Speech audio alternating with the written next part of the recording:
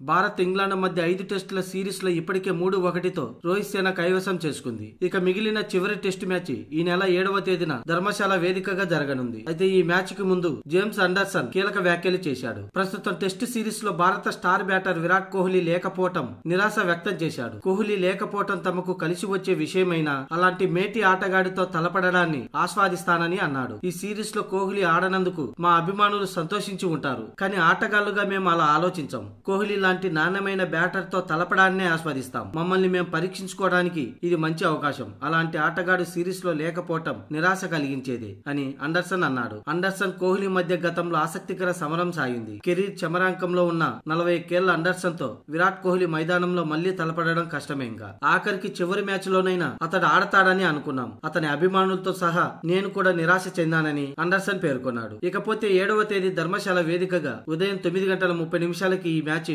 ప్రారంభమవుతుంది. అయితే ఈ మ్యాచ్ లో టీమిండియా పలు మార్పులతో బరిలోకి దిగే అవకాశంగా కనిపిస్తుంది. తిరిగి జట్టులోకి బుమ్రా రావటం టీమిండియాకు కలిసి వచ్చే అంశం.